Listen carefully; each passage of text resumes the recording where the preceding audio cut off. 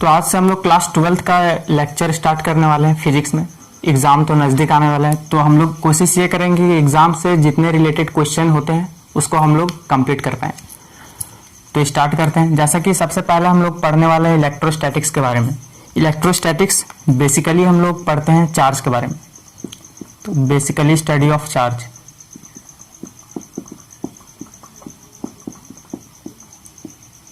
है ना। तो चार्जेस को हम लोग ये इलेक्ट्रोस्टैटिक्स, फिर इसके बाद एक और चैप्टर आएगा इलेक्ट्रोमैग्नेटिज्म, तो ये बिल्कुल चार्ज से ही रिलेटेड है। कैसे? तो चार्जेस के बारे में हम लोग कितने तरीके से पढ़ सकते हैं, कौन कौन सा चैप्टर पढ़ते हैं, पहले ये हम लोग डिस्कस कर लेते हैं। तो चार्जेस को हम लोग कितने तरीके से पढ़ेंगे? पहला, जब चार्ज रेस्ट में हो, और दूसरा जब चार्ज मोशन में हो। तो दोनों के बारे में पढ़ेंगे। तो जब रेस्ट में होता है तो हम लोग जो चैप्टर पढ़ते हैं बेसिकली वो पढ़ते हैं इलेक्ट्रोस्टैटिक्स, है ना। इलेक्ट्रोस्टैटिक्स बहुत ही इंपॉर्टेंट चैप्टर है। हम लोग प्रॉपर्टीज ऑफ चार्ज पढ़ेंगे, फिर गॉस लॉ वगैरह जो आता है वो भी वेरी वेरी इंपॉर्टेंट है एग्जाम के लिए। फिर हम लोग पढ़ेंगे कैपेसिटर, ये भी इंपॉर्टेंट है। फिर जब मोशन में आता है तो भी इसको दो तरह का कैटेगराइज किया गया है। पहला कैटेगरी है कि जब कांस्टेंट वेलोसिटी से मूव करे, और दूसरा है कि जब चार्ज एक्सेलरेटेड हो। एक्सेलरेटेड मीन्स क्या होता है कि कांस्टेंट वेलोसिटी से, और यहां पर वेलोसिटी क्या हो रहा है? चेंज हो रहा है, वेलोसिटी चेंज, तभी तो वो एक्सेलरेशन आ गया उसमें। चेंज जहां पर वेलोसिटी होता है वहीं पर तो एक्सेलरेशन आता है, वेलोसिटी चेंज कर रहे हैं, है ना। तो जब कांस्टेंट वेलोसिटी से होता है तो हम लोग कौन कौन सा चैप्टर पढ़ते हैं? करंट इलेक्ट्रिसिटी पढ़ेंगे। फिर हम लोग पढ़ने वाले हैं मैग्नेटिज्म। फिर पढ़ेंगे कैपेसिटर नहीं, ईएमआई पढ़ेंगे, इलेक्ट्रोमैग्नेटिक इंडक्शन। फिर पढ़ेंगे एसी, अल्टरनेटिंग करंट, घर वाला एसी नहीं। फिर जब चार्ज एक्सेलरेटेड हो तो हम लोग पढ़ते हैं ईएमडब्ल्यू, इलेक्ट्रोमैग्नेटिक वेव्स, है ना। तो इतना सारा चैप्टर के बारे में हम लोग डिस्कस करने वाले हैं, चार्ज से रिलेटेड है। तो सोच लीजिए कि चार्ज कितना इंपॉर्टेंट है, इतना सारा चैप्टर को कवर करता है। तो हम लोग एक एक करके स्टार्ट करेंगे। सबसे पहले हम लोग चार्ज का प्रॉपर्टी के बारे में डिस्कस करने वाले हैं।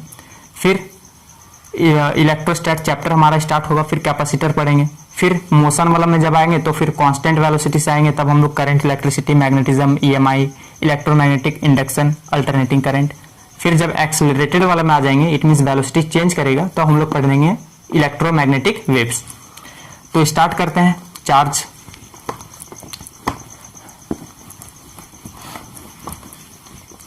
तो चार्जेस एक्चुअल में दो तरह का होता है, एक होता है पॉजिटिव चार्ज और दूसरा नेगेटिव, है ना। तो चार्ज कितने तरह से होता है? एक पॉजिटिव और दूसरा चार्ज होता है नेगेटिव। पॉजिटिव और नेगेटिव में ही कॉम्बिनेशन होता है। जैसे कि हम लोगों को पता है कि हो सकता है दो पॉजिटिव चार्ज को हम लोग एक साथ रख दें, या फिर दो नेगेटिव चार्ज को अगर एक साथ रख दें तो क्या होगा, ये सब जानना जरूरी है। या फिर एक पॉजिटिव और दूसरा नेगेटिव, या फिर एक नेगेटिव और दूसरा पॉजिटिव।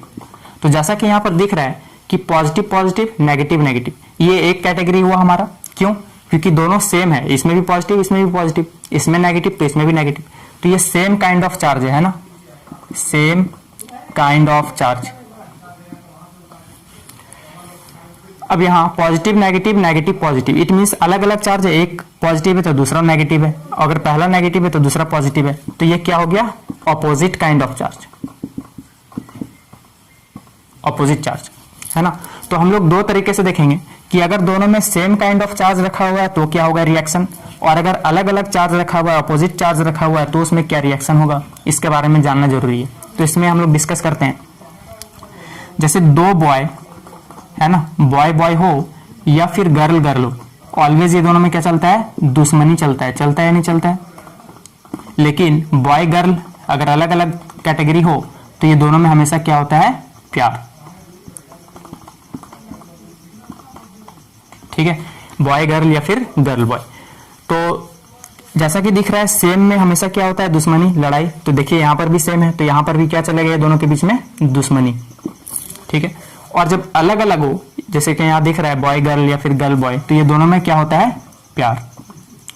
ठीक उसी तरीके से अब जैसा कि यहाँ पर दिख रहा है कि दो दुश्मन को अगर हम लोग एक रूम में रख दें, जैसे पहला नंबर दुश्मन और ये रहा दूसरा नंबर दुश्मन, तो ये दूसरा नंबर दुश्मन पहला वाला को बोलेगा लात मार के कि तुम भागो, और ये पहला नंबर वाला दुश्मन दूसरे नंबर को बोलेगा लात मार के कि तुम भागो। इट मीन्स दोनों कभी बनेगा नहीं, एक दूसरे के साथ रहना पसंद नहीं करेंगे, तो एक दूसरे को भगाना चाहेंगे। तो इसी को हम लोग बोलते हैं रिपल्सन। चार्ज के दुनिया में क्या बोलेंगे? रिपल्सन। एक दूसरे को रिपेल कर रहा है, तो दुश्मनी में क्या हो जाएगा? रिपल्सन। अब ऑपोजिट चार्ज जब होगा, जैसे कि दिख रहा है प्यार, दो जब किसी में प्यार होता है तो क्या होता है कि दोनों हमेशा साथ में रहना पसंद करते हैं। एक दो, ये बोलेगा तुम मेरे पास आओ और ये बोलेगा तुम मेरे पास आओ, है ना, तो एक दूसरे के साथ रहना पसंद करते हैं, तो इसको हम लोग बोलते हैं अट्रैक्शन, है ना। तो यहां पर क्या हो जाएगा? अट्रैक्शन। तो ध्यान ये रखना है कि अगर सेम काइंड ऑफ चार्ज हो तो हम लोग उसमें क्या होता है? रिपल्सन होता है, एक दूसरे के ऑपोजिट में फोर्स लगाता है, और अगर ऑपोजिट चार्जेस हो तो क्या होता है? अट्रैक्शन होता है, एक दूसरे के पास आता है।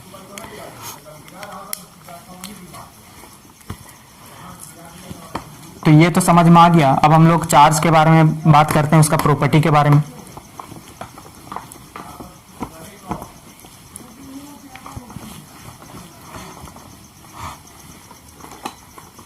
तो हम लोग पढ़ने वाले हैं properties of charge.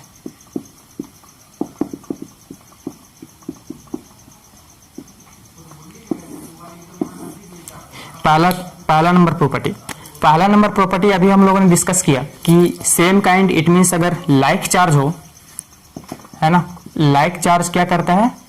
Repel.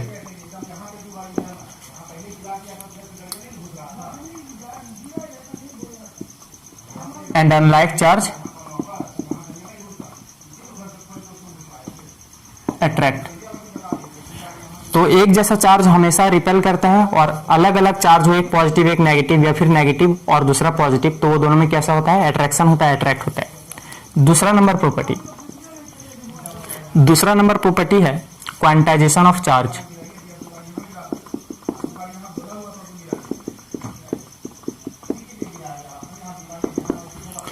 Quantization of charge क्या है, इसको समझते हैं हम लोग। जैसा कि हम लोग एक वॉल लेते हैं, वॉल बनता है कैसे? दीवार बहुत सारा छोटा छोटा ईंट से मिलकर के बना होता है ना।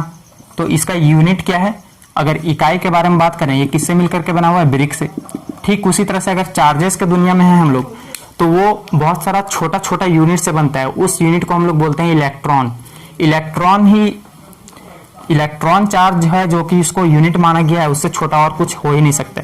जैसे अगर मैं बताऊं कि अगर कोई एक बॉडी है ना, एटम है, उस एटम से इलेक्ट्रॉन निकालना है, तो हम लोग एक इलेक्ट्रॉन निकाल सकते हैं, दो इलेक्ट्रॉन निकाल सकते हैं, तीन इलेक्ट्रॉन निकाल सकते हैं, या फिर डाल सकते हैं, विदड्रॉ कर सकते हैं, है ना, ट्रांजैक्शन या फिर withdraw.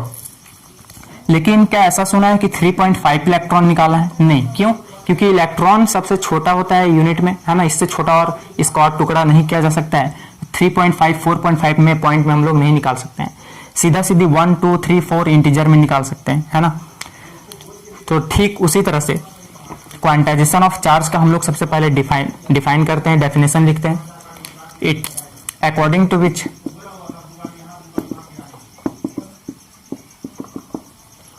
all the charges in universe is integral multiple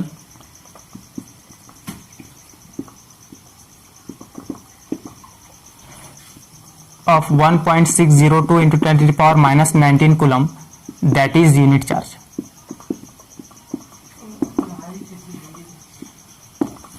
है ना। तो क्वांटाइजेशन ऑफ चार्ज क्या बोलता है कि यूनिवर्स में हमारा जितना भी चार्जेस है वो इंटीग्रल मल्टीपल है 1.602 into 10 to the power minus 19 coulomb को, और इसी को हम लोग मानते हैं यूनिट चार्ज। क्योंकि इलेक्ट्रॉन में चार्ज कितना होता है? यही होता है 1.602 into 10 to the power minus 19 coulomb, है ना। कूलम क्या है? चार्ज का क्या होता है? यूनिट होता है ना। ये भी ध्यान रखिएगा, कूलम, इसको बोलते हैं कूलम। तो ये यूनिट चार्ज है। यूनिट हम लोग जैसा कि पता है कि 1 को ही हम लोग यूनिट क्यों मानते हैं? 1 को यूनिट क्यों मानते हैं? अब सबका जवाब होगा कि ये सबसे स्मॉलेस्ट नंबर है इसीलिए। नहीं, स्मॉलेस्ट नंबर तो 0 है, इसको यूनिट मानना चाहिए, लेकिन 1 को क्यों मानते हैं? 1 को इसलिए मानते हैं क्योंकि 1 ही एक ऐसा नंबर है दुनिया में जो किसी भी नंबर से मल्टीप्लाई कर दें तो वो नंबर पे फर्क नहीं पड़ता है ना।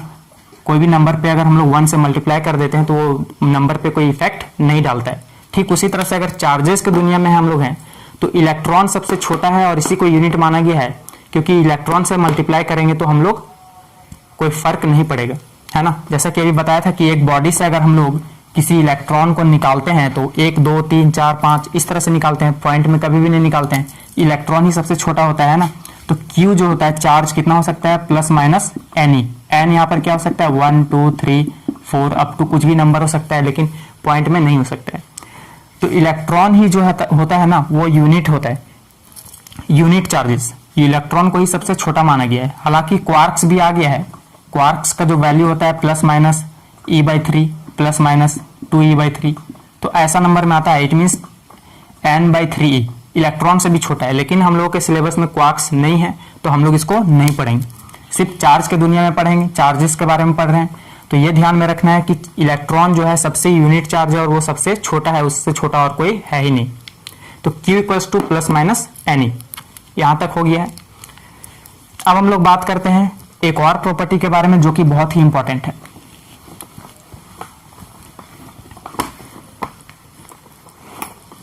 जिसको हम लोग बोलते हैं conservation of charge.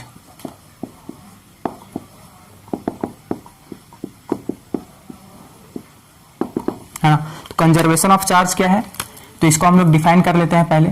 Charge can't be created nor be destroyed.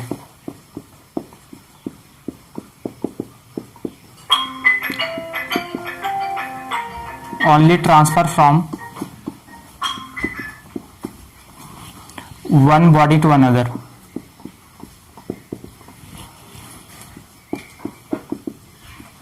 one body to another body। तो कंजर्वेशन ऑफ चार्ज ये बोलता है कि चार्ज को ना ही क्रिएट किया जा सकता है और ना ही डिस्ट्रॉय किया जा सकता है, सिर्फ इसको एक बॉडी से दूसरे बॉडी में ट्रांसफर कर सकते हैं। जैसे सपोज दैट कोई बॉडी में अगर +5 कूलम चार्ज है ना, तो ये हमेशा के लिए 5 कूलम चार्ज ही रहेगा इसमें, है ना। एक बॉडी में बहुत सारे आइटम से मिलकर के बनाता है। चलिए एक एग्जाम्पल से इसको समझते हैं अच्छे से। जैसे बोला जाता है कि कोई एक आइसोलेटेड सिस्टम में हमेशा चार्ज क्या होता है, कंजर्व रहता है। जैसे सपोज दैट कि ये पहला सिस्टम आइसोलेशन है ना, आइसोलेटेड सिस्टम में जिसमें कि 3 बॉडी रखा हुआ है, एक ए, एक बी और एक सी। ए बॉडी पर है +5 कूलम चार्ज, बी बॉडी पर है -3 कूलम चार्ज और सी बॉडी पर है +10 कूलम चार्ज, है ना। तो इसमें हम लोग कुछ छेड़छाड़ कर दिए, है ना, और फिर क्या किए, इसी बॉडी आइसोलेटेड सिस्टम में चार्ज तो वही था, ए बॉडी तो वही था, ए बी और सी, लेकिन ए में क्या कर दिए हम लोग, चार्ज को डाल दिए, है ना, बढ़ा दिए।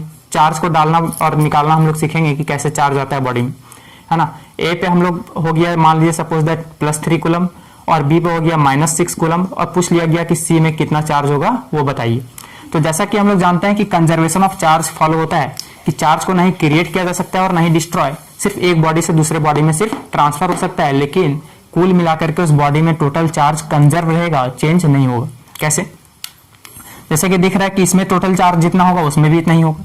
हाँ, भले ही एक बॉडी से दूसरे बॉडी में ट्रांसफर हो चुका है, देखिए इसको हम लोग ऐड करेंगे तो +5 कूलम -3 कूलम +10 कूलम, तो टोटल चार्ज कितना आ जाएगा, 5 + 10 15, 15 में 3 जाएगा तो 12 कूलम, +12 कूलम चार्ज आ रहा है। तो इस बॉडी में भी अभी भी कितना होना चाहिए, 12 कूलम चार्ज। क्यों, क्योंकि ये कंजर्व है, कंजर्वेशन ऑफ चार्ज को फॉलो करता है। चार्ज को नहीं क्रिएट किया जा सकता है और नहीं डिस्ट्रॉय किया जा सकता है, तो अभी भी ये +12 कूलम बना ही रहेगा। कैसे, देखिए +3 कूलम, यहाँ कितना है -6 कूलम, प्लस इसका हमको पता नहीं है कितना चार्ज है तो हम लोग x मान लेते हैं। कुल मिलाकर के जब ऐड करेंगे तो कितना आना चाहिए, +12 कूलम के बराबर। ठीक है, अब इसको सॉल्व करते हैं। +3 - 6 कितना हो जाएगा, -3 कूलम प्लस x = +12 कूलम। अब यहां से x का जब वैल्यू निकालेंगे तो कितना हो जाएगा, 12 + 3 जाएगा उधर तो 15 coulomb, +15 coulomb. It mean C में जो चार्ज होगा कितना होगा, +15 कूलम। तो अभी भी कुल मिलाकर के देखिए 15 + 3 कितना हो गया, 18, 18 में 6 जाएगा तो 12, अभी भी 12 बना है कि नहीं बना है। तो बस यही बोलता है कंजर्वेशन ऑफ चार्ज कि चार्ज को ना ही क्रिएट किया जा सकता है और ना ही डिस्ट्रॉय किया जा सकता है, सिर्फ एक बॉडी से दूसरे बॉडी में ट्रांसफर किया जा सकता है, लेकिन कुल मिलाकर के पूरे होल आइसोलेटेड सिस्टम में क्या होगा, चार्ज कंजर्व रहेगा। तो इस तरह का क्वेश्चन भी पूछा जा सकता है आप लोगों से, तो आप लोग इजिली बना सकते हैं इसे। तो यहां तक नोट करें, फिर हम लोग आगे बात करते हैं।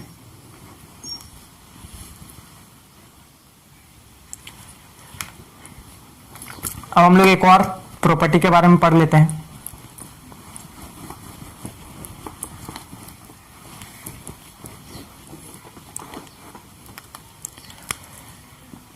जैसे कि charge is a scalar quantity,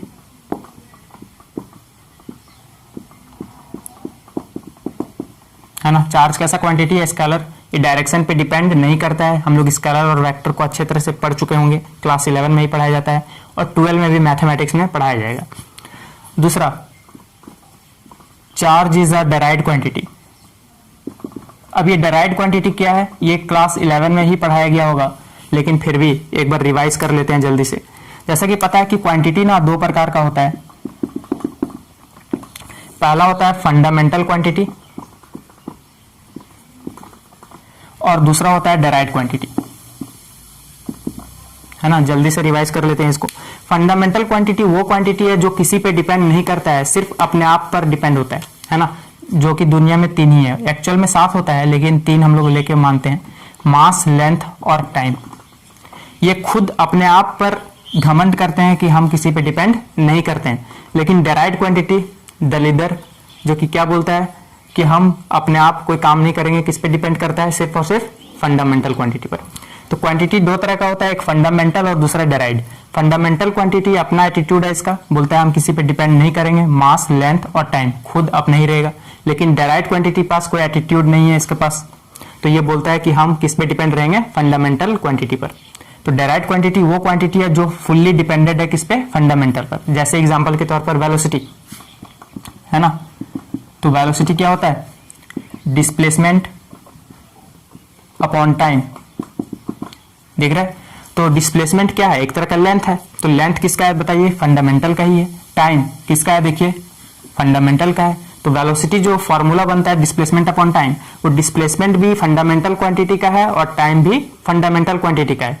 तो ये जो वेलोसिटी है फुल्ली डिपेंडेंट है किस पे? फंडामेंटल पर। तो velocity is a derived quantity, है ना।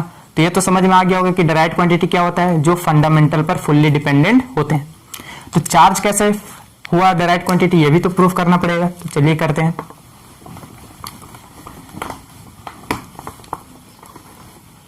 जैसे Q इक्वल्स टू क्या होता है? IT, sorry, I is equal to होता है Q/T। तो Q इज इक्वल टू क्या हो जाएगा? IT, है ना, दिख रहा है। अब देखिए, चार्ज जो होता है करंट पर डिपेंड कर रहा है और टाइम पर डिपेंड कर रहा है। तो टाइम किसका था? फंडामेंटल क्वांटिटी का था, है ना, मास, लेंथ और टाइम। तो जब ये फंडामेंटल पर डिपेंड कर रहा है तो ये क्या कौन सा क्वांटिटी हो जाएगा? जो क्वांटिटी फंडामेंटल पर डिपेंड होता है वो कौन सा क्वांटिटी होता है? Derived quantity. इसीलिए चार्ज जो है कैसा क्वांटिटी है? Derived quantity. अब हम लोग आगे की प्रॉपर्टी नेक्स्ट वीडियो में डिस्कस करेंगे, क्योंकि वीडियो को ज्यादा लंबा नहीं करेंगे हम लोग। वीडियो हार्डली से हार्डली 20 मिनट तक का होगा, है ना। और हम लोग सारे प्रॉपर्टीज, मतलब एग्जाम से जितने भी रिलेटेड क्वेश्चन आते हैं हम लोग सारे को डिस्कस करने का कोशिश करेंगे। अगले में हम लोग कूलम्ब्स लॉ पढ़ेंगे, जो कि बहुत ही इंपॉर्टेंट है, एग्जाम में हर बार पूछा जाता है, और इससे रिलेटेड क्वेश्चन भी करेंगे। फिर कुछ प्रॉपर्टीज के बारे में भी पढ़ेंगे जो कि बच गया है ना। तो नेक्स्ट के वीडियो में हम लोग आगे की डिस्कस करने वाले हैं।